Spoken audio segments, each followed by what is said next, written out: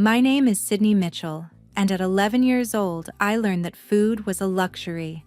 That July, my parents announced they were going to Europe for a month: Paris, Rome, Santorini. They placed two $10 bills and a credit card on the kitchen table, told me it was for emergencies, then dragged their suitcases out the door without looking back. I didn't know the card had never been activated.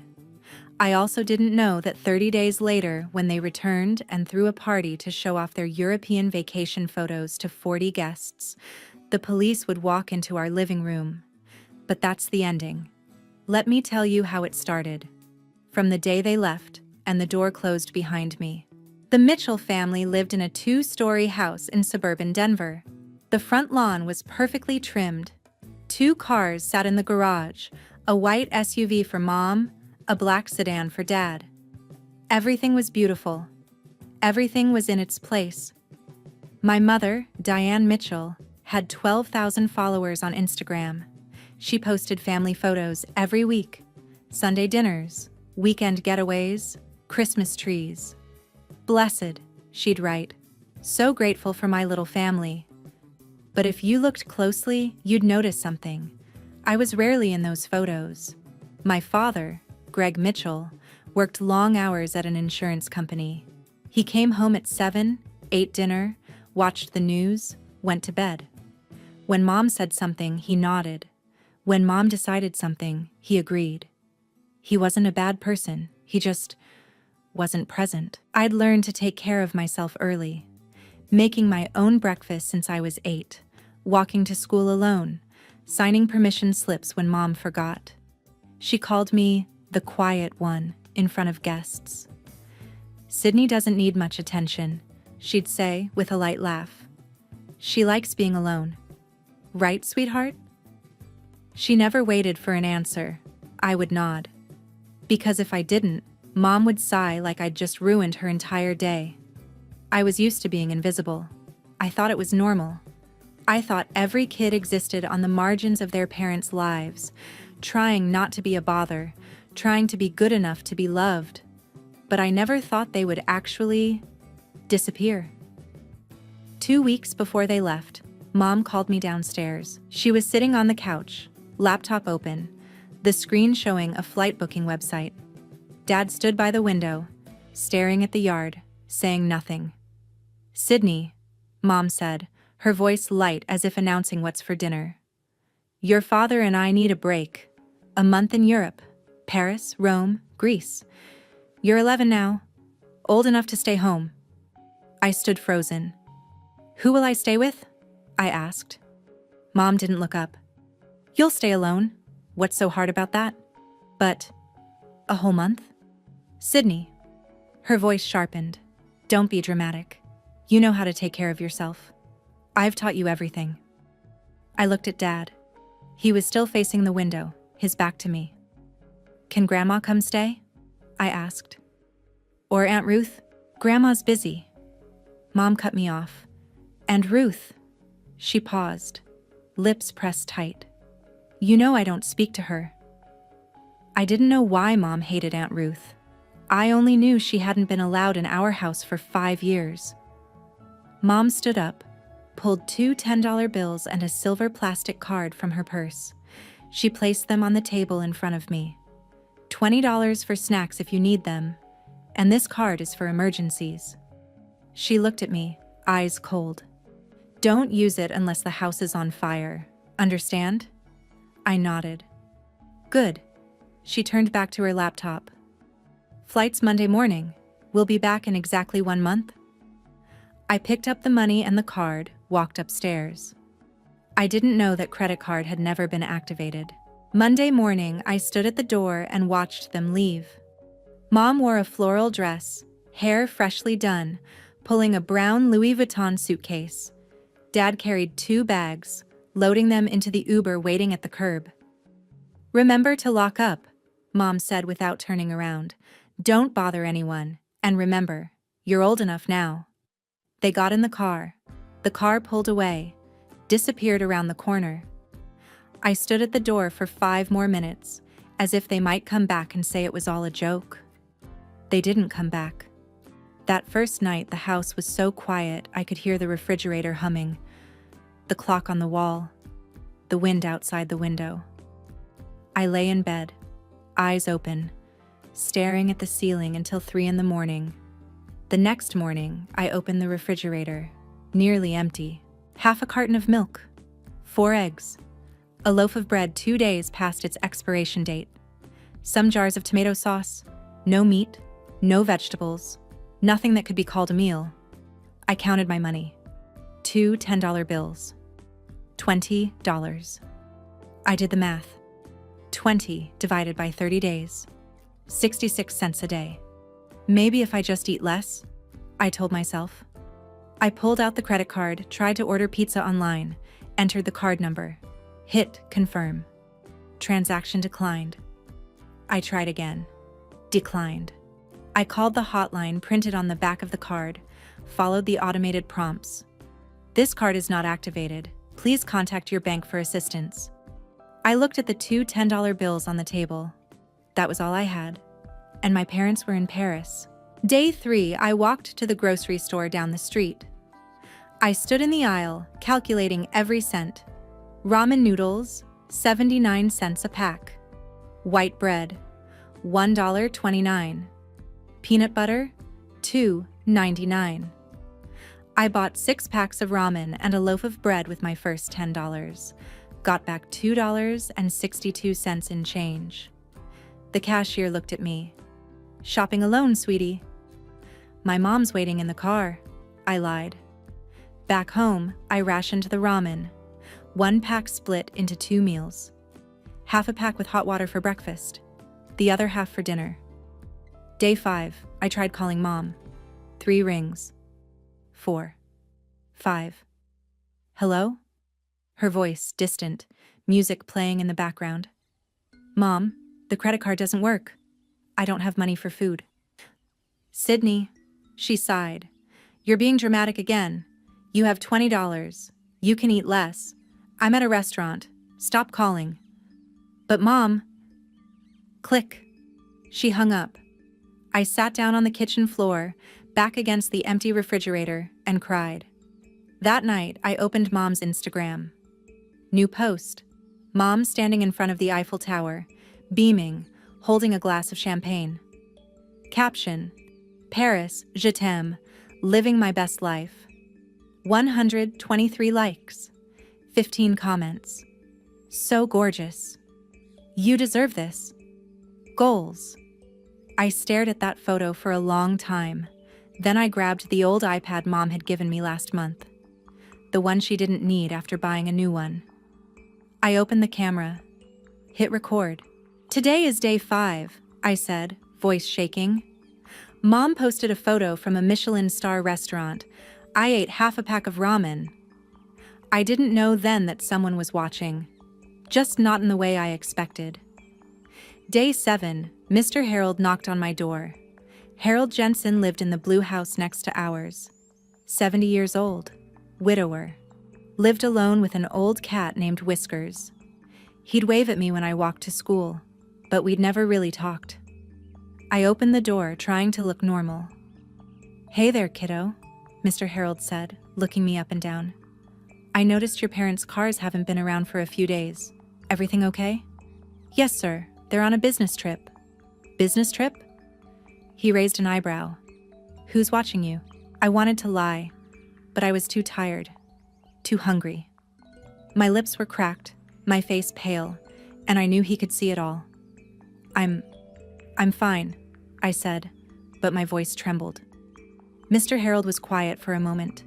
Then he asked gently, Have you eaten today, sweetheart? I swallowed. Yes, I have. Would you like to come over for dinner? I made too much. Hate to see it go to waste. I knew he was lying. He lived alone. But I was too hungry to refuse. That evening, I sat at Mr. Harold's kitchen table and ate spaghetti like I'd never eaten before. He didn't say anything, just sat across from me, watching with an expression I didn't understand then. After dinner, he asked, Where are your parents, really? And I told him, everything. Europe. 1 month, $20. The card that didn't work. Mr. Harold was silent for a long time. Do you need me to call someone? He asked. The police? A relative?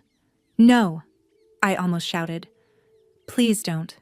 My mom said if I bother anyone, she'll... I didn't finish. But Mr. Harold understood. He sighed. All right, I won't call anyone, but I'm going to bring you food every day. And if you ever need to document anything, you write it down. Sometimes evidence is what protects you.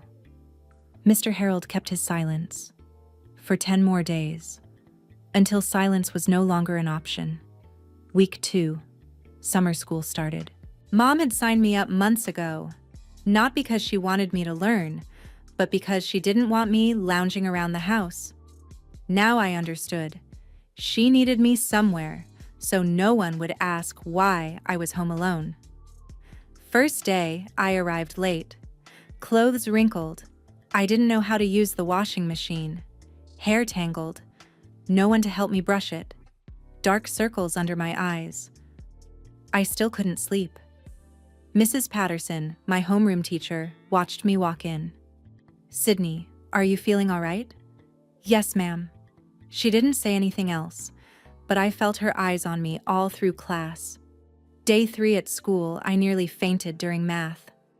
Everything started spinning. The blackboard blurred. I gripped my desk, but my legs had no strength left. Sydney! Mrs. Patterson's voice. When I woke up, I was lying on the nurse's office bed. The school nurse was looking at me, worried. Did you eat breakfast this morning? She asked. Yes, I did. Half a pack of ramen. 6 hours ago. The nurse put me on a scale. Then she looked at the number, frowning. You've lost 9 pounds in 2 weeks, she said. Where are your parents? Silence. Sydney? Her voice softened. Who's taking care of you? I looked down at my hands, thin, pale. No one. The nurse and Mrs. Patterson exchanged a look. Mrs. Patterson sat down beside me, her voice gentle but serious. You don't have to say anything right now. But I need you to know, I'm not going to pretend I don't see what I see. I didn't cry. I'd forgotten how, but for the first time in 2 weeks, I felt like someone actually saw me. That night, Mom called. I was sitting in the kitchen, eating the rice Mr. Harold had brought over when my phone buzzed. International number. Hello? Sydney. Mom's voice cut like a blade. I heard the school called. What did you tell them? I didn't. Shut up. She cut me off. I'm in Santorini, having dinner with your father, and I have to take a call from the school saying you have health concerns. Do you know how embarrassed I am? I swallowed the rice. It stuck in my throat. Mom, I'm hungry. You're being dramatic again. She was shouting now. You have $20. You have food in the refrigerator. You have everything. And you still find ways to bother me? The credit card doesn't work. Then don't use it. I told you. Emergencies only. House on fire only. I went silent. Sydney, listen to me. Her voice dropped, colder now. If you tell anyone anything, the school, the neighbors, anyone, I will send you to boarding school when I get back. You won't live at home anymore. You won't see anyone you know. Understand? Silence. Sydney, understand? Yes. Good.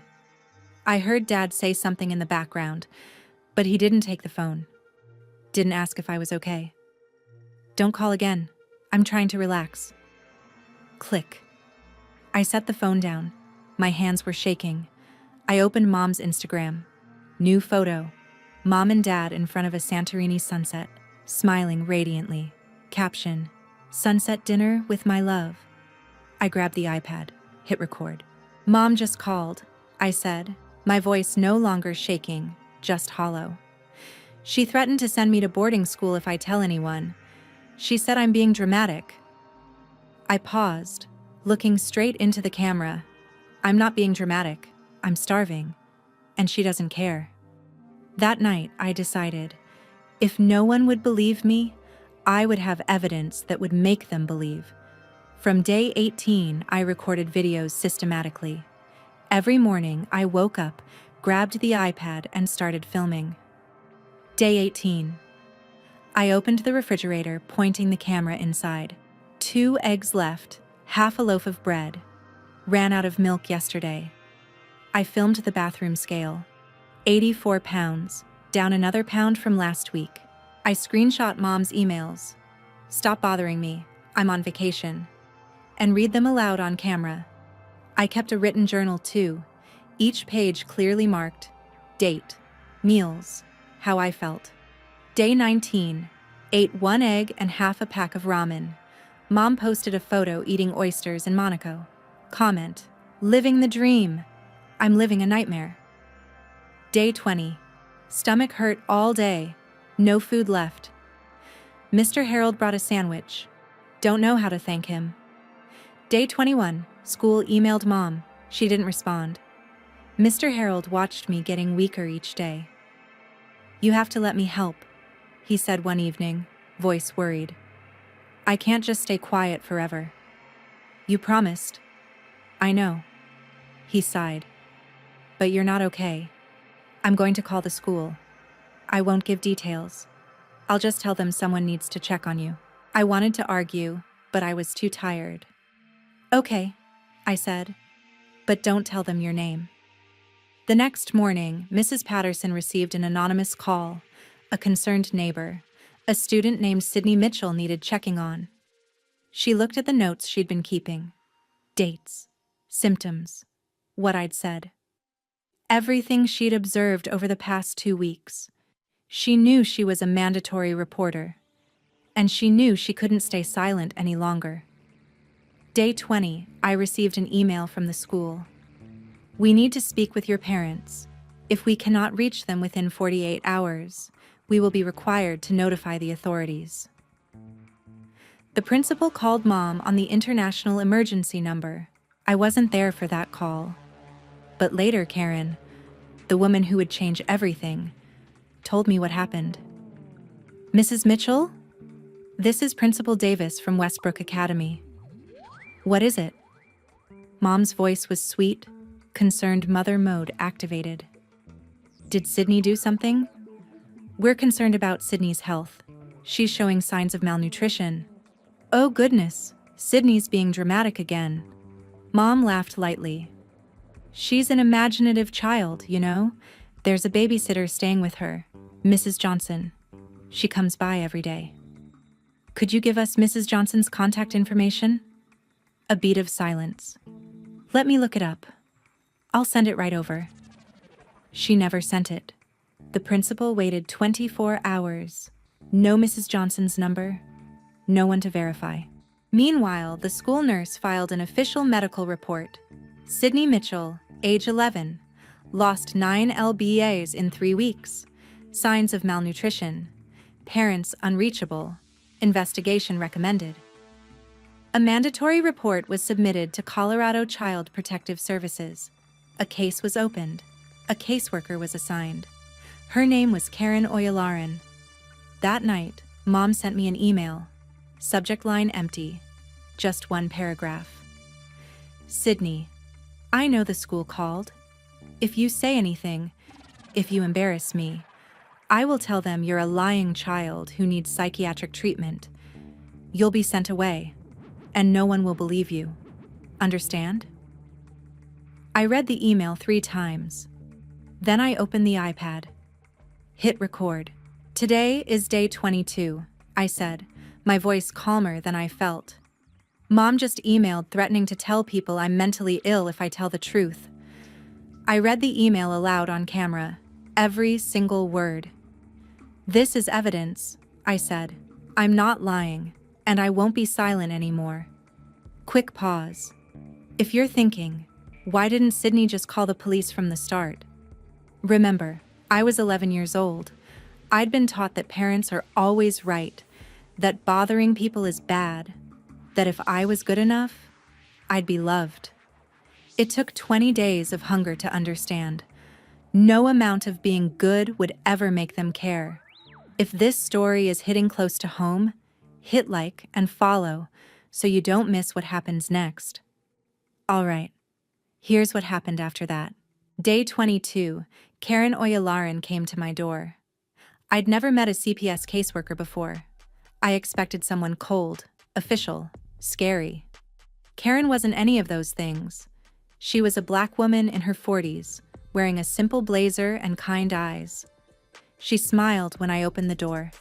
"Hi, Sydney. My name is Karen. I'm from Child Protective Services. May I come in?" I hesitated. Mom's voice echoed in my head. "Don't bother anyone. Don't embarrass me." But I was so tired of being alone. "Okay," I said. Karen stepped inside. Her eyes moved around the house, the dark living room, the pile of dishes I didn't know how to wash, the silence that hung in every corner.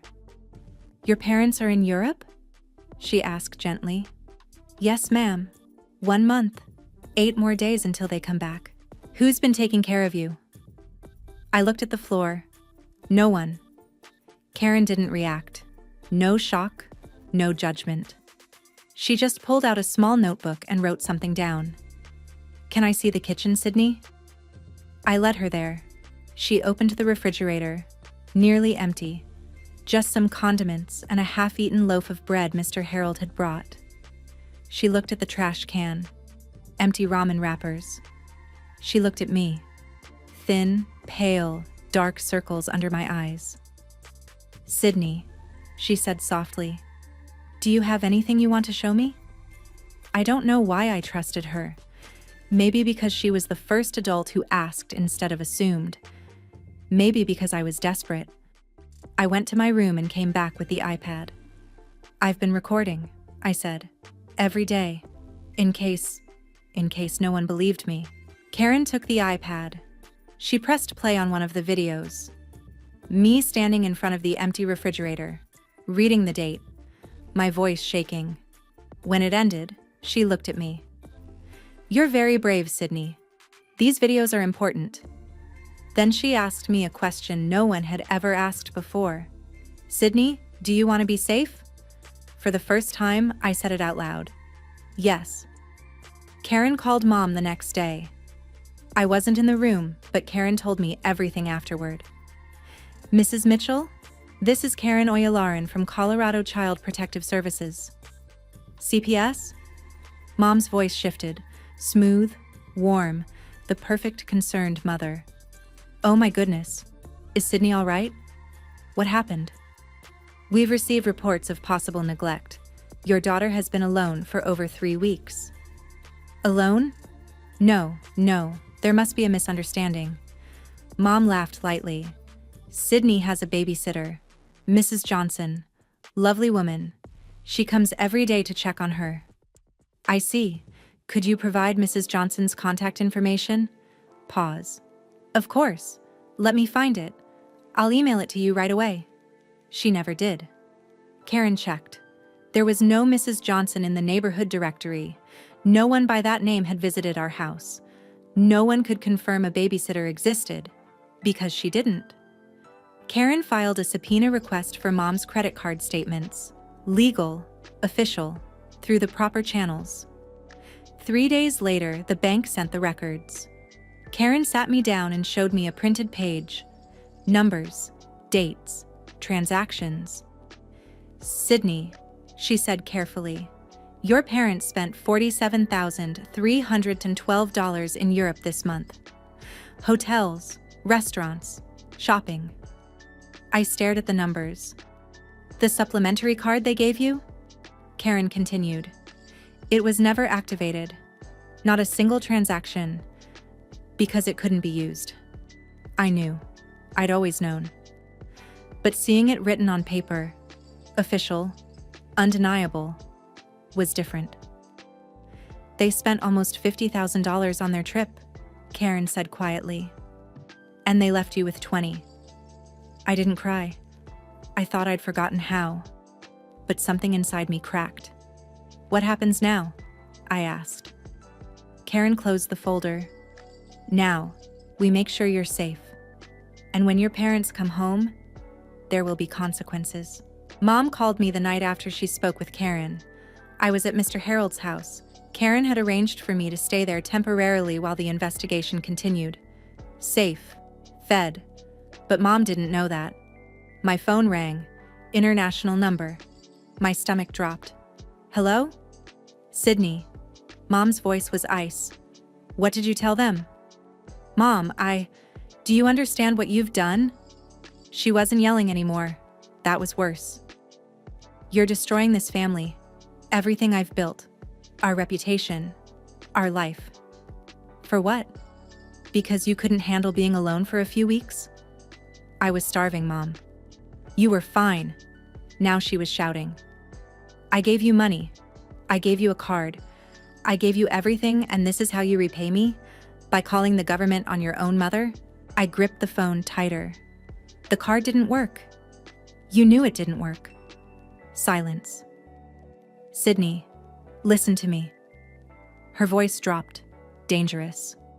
When I get back, you're going to tell them you exaggerated. You're going to say you wanted attention. You're going to fix this. Something shifted in me. Something that had been bending for 11 years finally stopped. No. Excuse me? I said no. My voice was steady. I'm not lying for you. I have videos, Mom. The empty refrigerator. My weight dropping. Your emails threatening me. Everything. Long pause. What videos? I recorded every day. The food I didn't have. The scale. Your Instagram posts from Monaco while I ate half a pack of ramen. All of it. Mom's breath caught. You're lying. I'm not. And I'm done protecting you.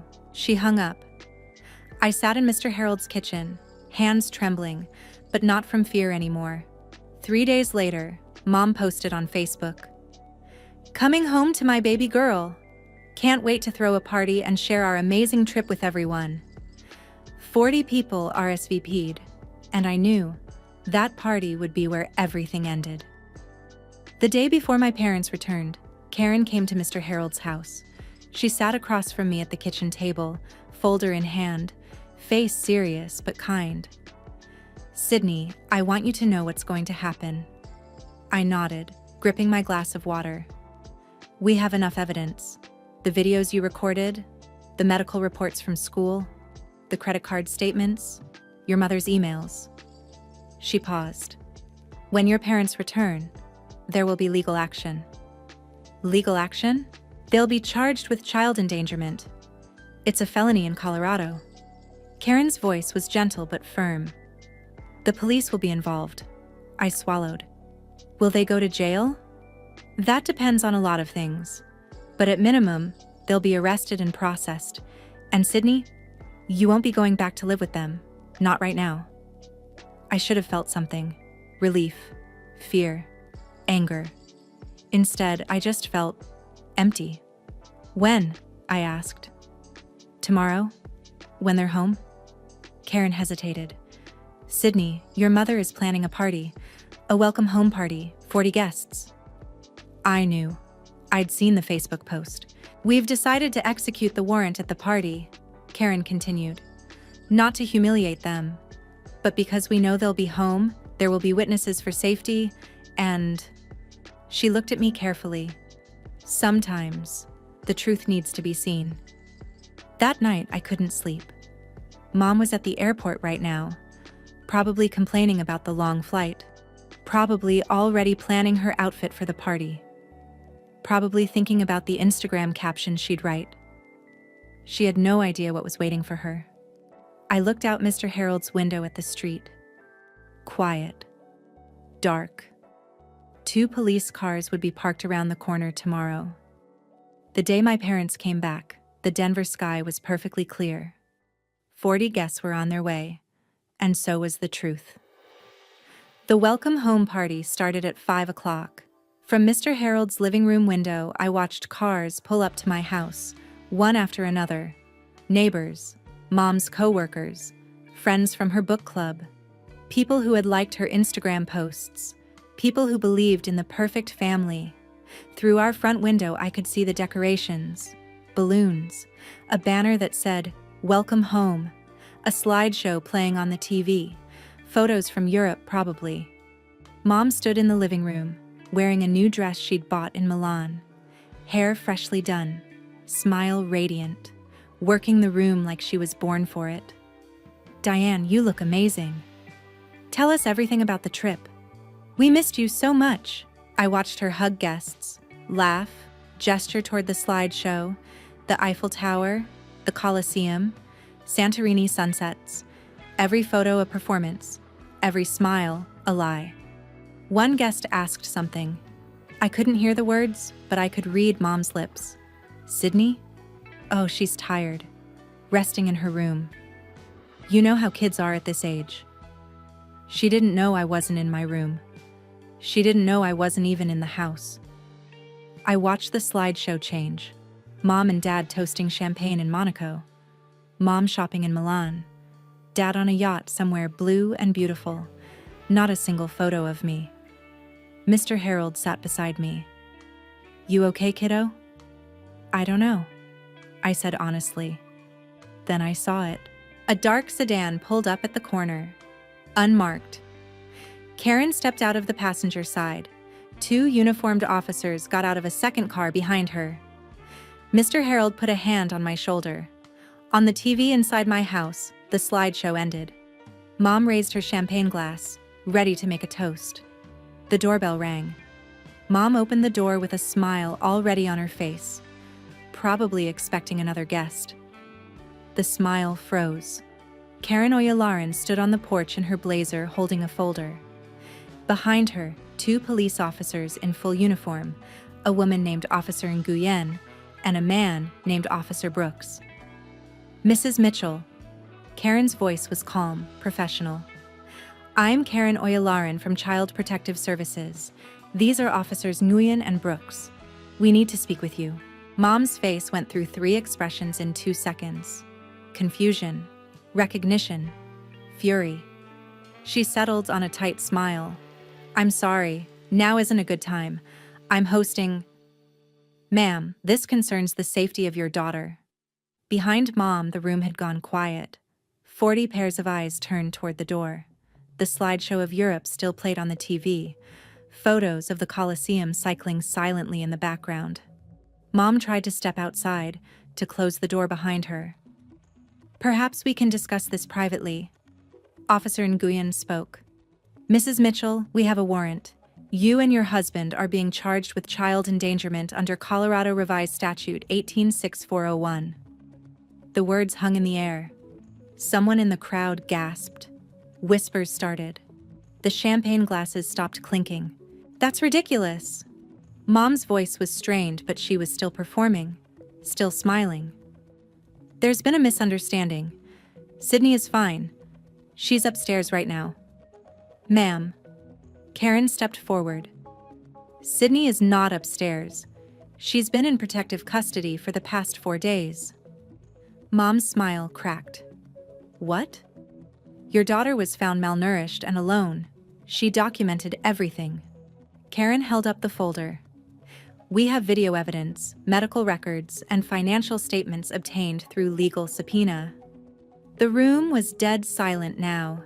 40 guests stood frozen with champagne glasses in their hands, watching Diane Mitchell, the woman who had just shown them her Santorini sunset photos, being read her rights. Mom spun toward her guests, desperation cracking through her composure. "This is a misunderstanding."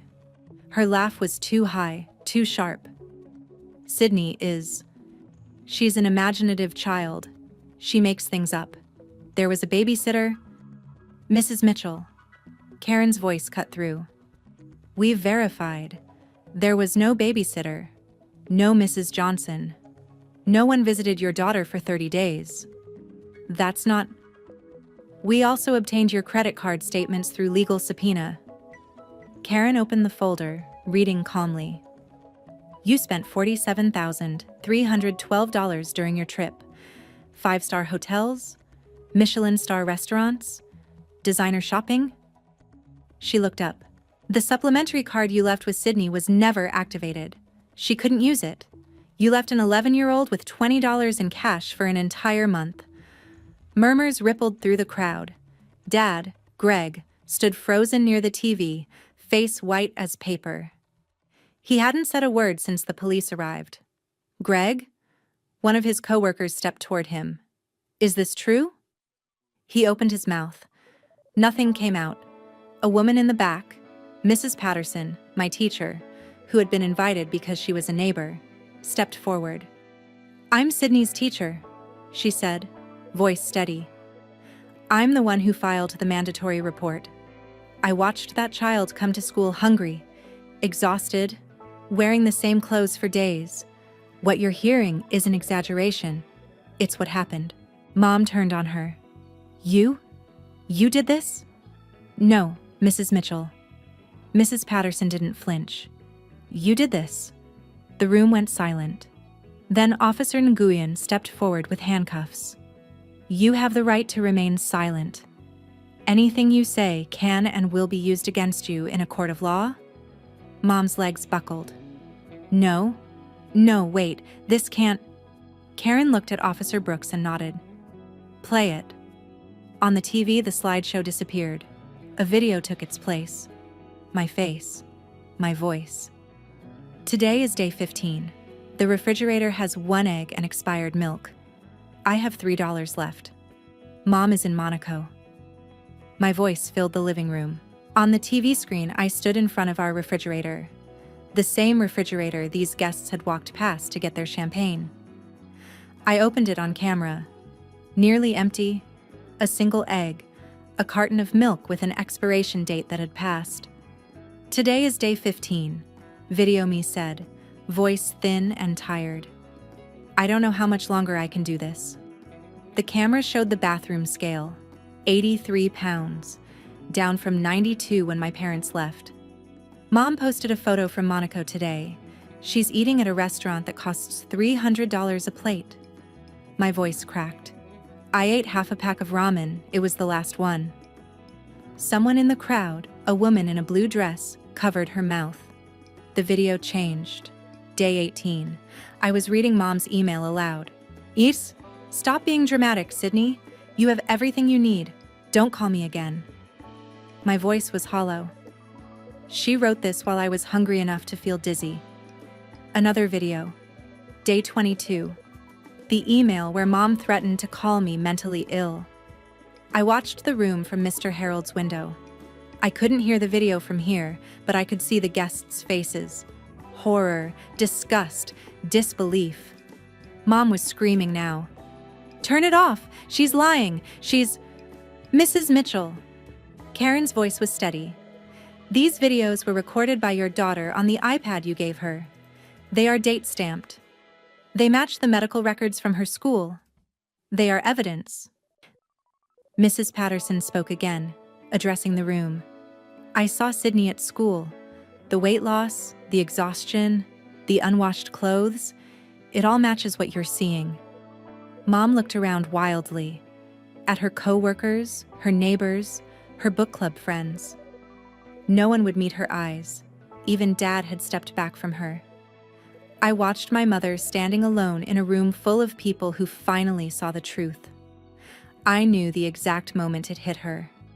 Mom's face went through every stage: denial, bargaining, rage, before settling on something I'd never seen from her before. Fear. She looked at the screen where my video was still playing. She looked at the 40 guests, their champagne glasses now lowered, their faces stony. She looked at the police officers with handcuffs ready, and then she said the words I'll never forget. The words from the beginning of this story. "No." Her voice was a whisper at first, then louder. No, this can't be happening." But it was. Dad tried to speak. "Diane, maybe we should..." "Shut up." She spun on him, mascara starting to run. "This is your fault. You never paid attention to her. You never..." "My fault." Dad's voice cracked. "This trip was your idea. You said she'd be fine. You said..." "I said she was old enough. She's 11. She should be able to..." "To what?" The voice came from the back of the room. An older woman stepped forward. Martha Keller. She'd known Mom for years, sold her home insurance, attended her dinner parties, commented "gorgeous" on every Instagram post. Mrs. Keller's face was hard now. To what, Diane? Starve? Feed herself on $20 for a month while you ate oysters in Monaco? She shook her head slowly. I've known you for 15 years. I thought I knew who you were. Mom's mouth opened, closed. No words came out. For the first time in her life, Diane Mitchell had no performance left to give. Officer Nguyen stepped forward. Ma'am, sir, you need to come with us now. Mom looked around one more time, searching for an ally, a defender, anyone. The room looked back at her with 40 pairs of eyes that had finally stopped believing. No one moved. No one spoke. No one saved her. They walked my parents out the front door in handcuffs. Not dragged, not screaming, just walked. Mom's face was blank, like she'd left her body somewhere between the living room and the porch. Dad kept his head down, unable to look at anyone. The guests parted to let them through. No one said goodbye. No one offered support. No one stepped forward to say, there must be a mistake. Outside, neighbors had started gathering on their porches. Word travels fast in suburbs. Mrs. Chen from across the street. The Petersons from the corner. The family with the golden retriever who always waved at me. They watched in silence as my parents were guided into the back of a police car.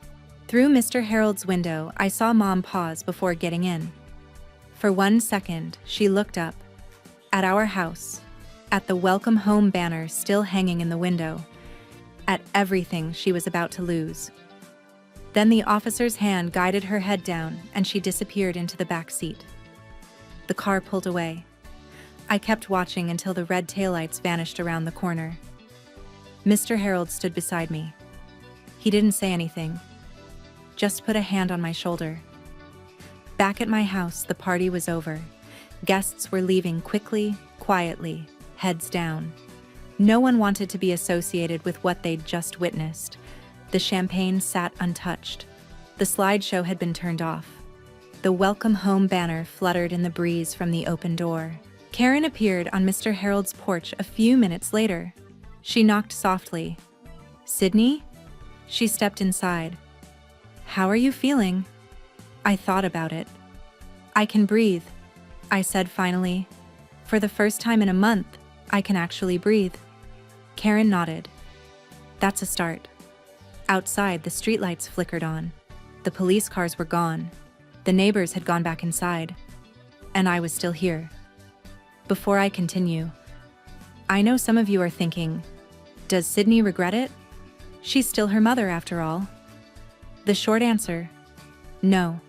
I don't regret telling the truth. I didn't destroy my family. My mother destroyed it long before I ever opened my mouth. I just stopped covering for her. If you're in a similar situation, if you're wondering whether you have the right to speak up, the answer is yes, you do. Hit like and follow to hear how this ends. Now, here's what happened after the arrest. The day after the arrest, Aunt Ruth appeared. I was sitting at Mr. Harold's kitchen table eating scrambled eggs.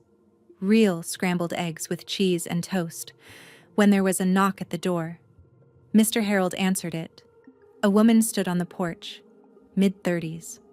Brown hair like Mom's, but softer. Tired eyes, but kind. She was wearing jeans and a simple sweater. No designer labels, no perfect Instagram aesthetic. I'm looking for Sydney, she said. I'm her aunt. Ruth Delaney. I froze. Aunt Ruth. The aunt Mom hadn't spoken to in 5 years. The aunt whose name made Mom's jaw clench whenever it came up. Mr. Harold looked at me. I nodded. Ruth stepped inside. The moment she saw me, her eyes filled with tears. Oh, sweetheart. She crossed the room and wrapped her arms around me. I'm so sorry. I'm so sorry I didn't come sooner. I didn't know it was this bad. I stood stiff at first. I wasn't used to being hugged. Then something broke inside me, and I hugged her back. How did you know? I asked, voice muffled against her shoulder. Mrs. Patterson called me. She found my number in an old emergency contact file from years ago. Ruth pulled back, looking at me. I came as fast as I could. We sat at the table. Ruth held my hands while she talked. Your mom and I stopped speaking 5 years ago. Do you know why? I shook my head. Because I told her the truth. Ruth's voice was sad but steady. I told her she was more obsessed with her image than with actually loving you. She didn't want to hear it, so she cut me off. She squeezed my hands. Sydney, what happened to you is not your fault. Your mother was wrong, and now you have me. I looked at this woman, this stranger who shared my blood but had been erased from my life. You barely know me, I whispered. Then let's change that. She smiled. I've already filed for temporary guardianship. CPS approved it this morning. For the first time in weeks, I felt something that wasn't hunger or fear or exhaustion. I felt hope. The legal system moved fast. Mom and Dad were charged with child endangerment, a Class 3 felony in Colorado. They posted bail, but the conditions were strict. No contact with me. Not a phone call. Not a text. Not even through a lawyer without CPS approval. The evidence was overwhelming. My video diary, 22 recordings, date stamped, showing the empty refrigerator, the bathroom scale, my gaunt face reading Mom's threatening emails aloud. The school's medical report, 9 pounds lost in 3 weeks. Signs of malnutrition documented by a licensed nurse. The credit card statements, $47,212 spent in Europe, 5-star hotels, Michelin restaurants, designer shopping in Milan. Meanwhile, the supplementary card they'd given me showed 0 transactions because it had never been activated. Mom's own emails. Stop being dramatic. Don't call me again. I'll tell them you're mentally ill. Their lawyer tried to spin it. A misunderstanding. An oversight. The parents believed arrangements had been made. But you can't argue with timestamps. You can't negotiate with bank records. You can't explain away a child who lost 9 pounds while her mother ate oysters in Monaco. The news spread through Denver like wildfire. Couple spends $47K on European vacation, leaves 11-year-old with $20. Mom's real estate company let her go within a week. We can't have this kind of publicity, they said. Dad was put on administrative review at his firm. Their names were in the papers, on local news, shared in Facebook groups.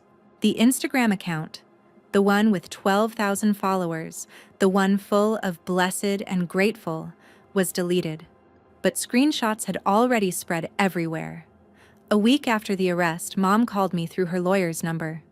Sydney. Her voice was strange, smaller. If you take back what you said, if you tell them you exaggerated, we can fix this. I promise I'll change. I held the phone for a long moment. Then I answered. Mom. My voice was calm, steady. Nothing like the scared 11-year-old who had begged for food 3 weeks ago. I have 22 videos. I have your emails. I have the credit card statements that CPS subpoenaed from the bank. I have the school nurse, my teacher, my neighbor, and a caseworker who all saw what you did. Silence on the other end. You had a month to change, I continued. Every time I called, you told me I was being dramatic. You threatened to send me away. You spent $47,000 on yourself while I ate half a pack of ramen a day. Sydney, I'm not finished. The words came from somewhere deep, somewhere that had been silent for 11 years. You didn't forget to activate that card. You didn't forget to arrange someone to watch me. You just didn't care. I wasn't part of the vacation. I wasn't part of the Instagram photos. I wasn't part of anything. Because to you, I was never really part of this family. I heard her breath catch. I don't hate you, Mom. And I meant it. Hate would require energy I didn't have. But I won't lie for you. and I won't talk to you again until I'm 18 and I can decide for myself. Sydney, please. Goodbye, Mom. I hung up. My hands were shaking, but not from fear, from something else. Something that felt like freedom. Ruth was standing in the doorway. She'd heard everything. Are you okay? She asked softly. I thought about it. I think so. I looked at the phone in my hand. I think I just said everything I needed to say. Ruth crossed the room and hugged me. I'm proud of you, she whispered. That was the hardest thing, and you did it. I didn't cry, but I held on tight. That was the last time I heard my mother's voice for 7 years. 6 months later, we went to court. I wasn't there. Ruth and Karen agreed it would be better for me to stay home, to hear the result afterward rather than watch my parents stand before a judge. But Karen told me everything. Mom and Dad took a plea deal to avoid a trial. Their lawyer had advised them. The evidence was too strong, the public sentiment too damning. A trial would only make it worse. The sentence, 2 years probation, 200 hours of community service, and a permanent mark on their records. Child endangerment, a felony conviction that would follow them forever. But that wasn't the real punishment. The judge revoked their parental rights, permanently. Parents have a sacred duty to protect their children, the judge said, according to Karen. You chose a luxury vacation over your daughter's safety. You left an 11-year-old alone for 30 days with $20 and a credit card you knew didn't work. This court cannot, in good conscience, return this child to your care. Ruth's guardianship became permanent that same day. I was officially hers. Mom cried in the courtroom. Not quiet tears, heaving sobs that echoed off the walls. But Karen said it didn't feel like remorse. It felt like grief for her reputation, her image, the life she'd built on Instagram likes and dinner party compliments. Dad said nothing. He'd barely spoken since the arrest. Just a hollow man in a suit, watching everything collapse. After the hearing, Karen came to Ruth's apartment with paperwork. It's done, she said. You're safe now, Sydney. Legally, permanently safe. She handed me an envelope. Your mother wrote you a letter. She asked the judge to pass it along. Karen paused. You don't have to read it. Not now. Not ever, if you don't want to. I took the envelope. It was heavy in my hands. I'll decide later, I said. I put the letter in my desk drawer. It stayed there for 7 years. Life with Aunt Ruth was different. She lived in a small apartment in Boulder. No 2-story house, no perfectly trimmed lawn, no Instagram-worthy aesthetic. Just 2 bedrooms, a kitchen with mismatched plates, and a couch that had seen better days. It was the warmest place I'd ever lived. This is your room, Ruth said on my first day, opening a door to a small space with a twin bed and an empty bookshelf. I know it's not much, but we can decorate it however you want. Your choice. My choice. I'd never been asked what I wanted. We ate dinner together every night. Not fancy dinners, sometimes just pasta with jarred sauce or grilled cheese and tomato soup. But Ruth sat across from me, asked about my day, actually listened to the answers. I'm not perfect, Sydney, she told me one evening. I'll make mistakes. But I promise you 2 things. I'll always be here, and I'll always listen. I didn't know what to do with that promise. Part of me kept waiting for her to leave, to get tired of me, to decide I was too much trouble. She never did. 3 weeks in, I came downstairs and saw something on the kitchen calendar. Ruth had written in purple marker, Sydney's basketball tryouts, 3 p.m. I stared at it. Mom had never written my events on a calendar. She'd never known when tryouts were, or recitals, or parent-teacher conferences. Half the time, she forgot to pick me up. You remembered, I said. Ruth looked up from her coffee. Of course I did. I want to be there, if that's okay with you. Something cracked open in my chest. "Yeah," I whispered. "That's okay." She smiled, and for the first time, I let myself believe that this was real, that she wasn't going to disappear. It took a year to trust that Ruth would stay. It took 2 years to stop checking the refrigerator every morning, just to make sure there was food. But slowly, I started to heal. 6 months after the sentencing, I learned about the money. Ruth sat me down one Saturday morning, a folder of documents on the table between us.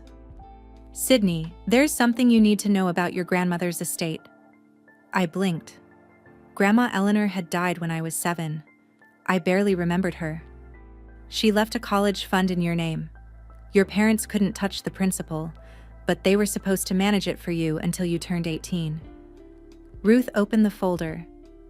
"As part of the court proceedings, that fund has been transferred to a trust supervised by the court. Neither your mother nor your father can access it anymore." I looked at the number on the page. It was more money than I'd ever imagined. "This is mine? Yours? For college? For your future?" Ruth's voice was firm. "No one, not me, not anyone, can use it without the court's approval until you're an adult." I thought about Mom's shopping sprees in Milan, the 5-star hotels, the $47,000 spent in a month while I rationed ramen. "Could they have used this before?" I asked quietly. "Grandma's money?" Ruth hesitated. "The principal was protected, but they had some access to the interest and..." She sighed. "Let's just say the court reviewed everything. They won't have access to anything of yours ever again." I sat with that for a moment. "What happened to their house?" I asked. "They sold it. Had to. Legal fees, the settlement, the costs of everything." Ruth closed the folder. "They moved out of state. I don't know exactly where, and I don't need to." I nodded slowly. I didn't feel happy about them losing the house, but I didn't feel sad either. It was just consequences. Actions have consequences, even for parents, especially for parents. "Thank you," I said to Ruth, "for protecting this, for protecting me." She reached across the table and squeezed my hand. "That's what family does, sweetheart. The real kind." By the time I was 13, I had clear boundaries. No direct contact with Mom or Dad. Every message, every request had to go through Karen or a lawyer. No phone calls, no surprise visits, no running into each other at the grocery store.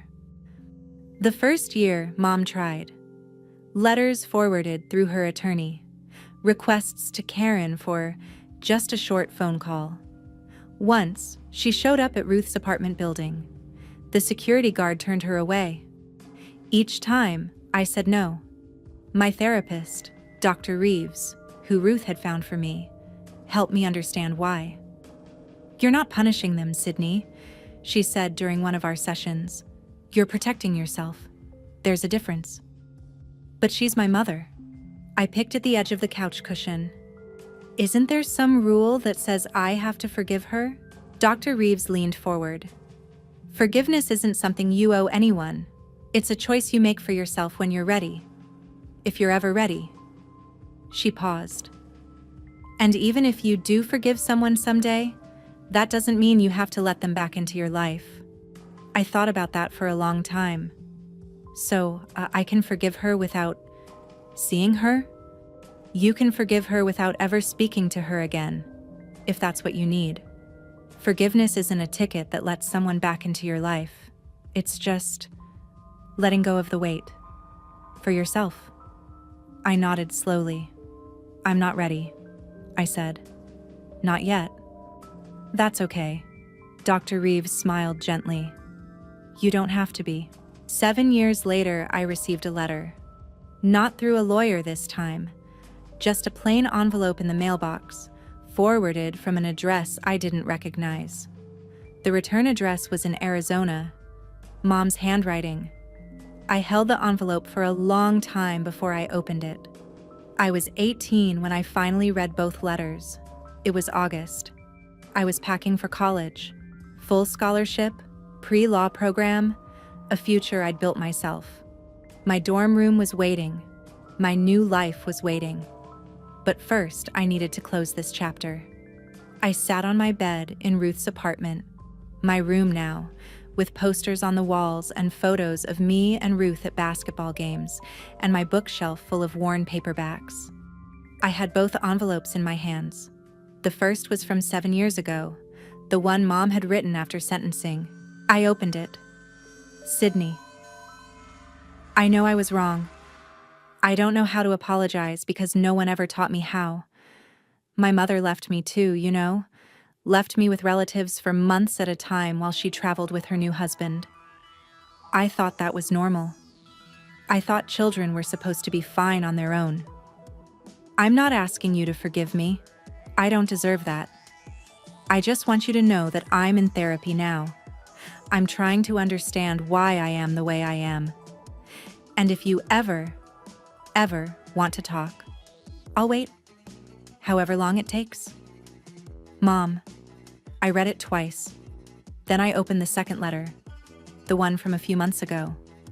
Sydney, I heard you got into college, full scholarship. I'm proud of you, even though I have no right to be. You did that yourself, despite everything. I'm still in therapy. I'm still trying. I don't know if I'll ever be the mother you deserved, but I'm trying to be a better person. I won't ask to see you, but I wanted you to know. I'm sorry. Truly. Mom. I put both letters down. Ruth appeared in my doorway. You okay, kiddo? I thought about it. I don't know if I believe her, I said honestly. I don't know if she really changed. You don't have to decide right now. I know. I folded the letters, put them back in their envelopes. But I think I might be okay not knowing. At least for now. Ruth nodded. That's more than enough. I didn't write back. Maybe someday I would. Maybe not. But for the first time, it felt like my choice. And only my choice. The day I left for college, I stood on the campus quad and looked back at everything. Not physically. Ruth had already driven home, waving from her car with tears in her eyes and a proud smile on her face. But in my mind, I traced the path that had brought me here. I remembered the 11-year-old girl sitting in an empty kitchen, counting $20, wondering if she could survive a month. I remembered filming myself in front of an empty refrigerator, voice shaking, not knowing if anyone would ever see those videos. I remembered Karen asking, "Do you want to be safe?" and realizing it was the first time anyone had given me a choice. I remembered Ruth showing up at Mr. Harold's door, a stranger who became family. I remembered standing in that kitchen, phone in hand, telling my mother, "I won't lie for you. 7 years. 7 years since that summer." And here I was, healthy, educated, whole. Not because someone rescued me, because I rescued myself. I'd been taught that speaking up was betrayal, that silence was loyalty, that good children didn't cause trouble. It took starving alone in my own house to understand the truth. Silence doesn't protect you. It only protects the people who hurt you. I looked around the quad, students laughing, carrying boxes, starting new chapters. My chapter. My life. I pulled out my phone and texted Ruth. "Made it. Room's nice. Thank you for everything." She replied instantly, "So proud of you. Always." I smiled. Someone behind me asked directions to the library, a girl about my age, looking lost. I pointed her the right way, and we ended up walking together, talking about majors and hometowns and hope. The past didn't disappear. It never would. But it didn't own me anymore. People ask me sometimes, if you could go back, would you do anything differently? The answer is always the same. No. I don't regret telling the truth. I don't regret the videos, the reports, the day the police walked into my mother's perfect party. I don't regret standing in that kitchen and telling her I wouldn't lie. The only thing I regret is that I had to wait until I was starving to understand that I deserved better. If you're listening to this and you recognize something, if you grew up invisible, if you were the scapegoat, if you learned to shrink yourself to fit someone else's comfort, I want you to know, speaking up is not betrayal. Setting boundaries is not cruelty. You are allowed to protect yourself, even from the people who were supposed to protect you. My mother left me with $20 and a card that didn't work. She thought I would be too scared, too obedient, too desperate for her love to ever speak up. She was wrong. I survived that month. I documented every day. I let the truth speak for itself. And when the consequences came, when she stood in her own living room, surrounded by her perfect guests, watching her perfect image shatter, that wasn't revenge. It was just reality catching up. Family isn't about blood. It's about who shows up. Ruth showed up. Mr. Harold showed up. Mrs. Patterson and Karen showed up. The people who love you will never ask you to starve for them. My parents left me with $20 and a locked credit card. But I walked away with something they could never give me: the truth, my boundaries, and a life that belongs to me. And that is the only happy ending I need. Thank you for staying until the end. If my story reached you, if you've ever felt invisible in your own family, if you've ever wondered whether you had the right to speak up, I hope you know now. You do. You always did. Don't forget to like, subscribe, and hit that notification bell so you don't miss stories like this. Check the description for the next video, another story about truth, boundaries, and finding your way out. See you in the next one.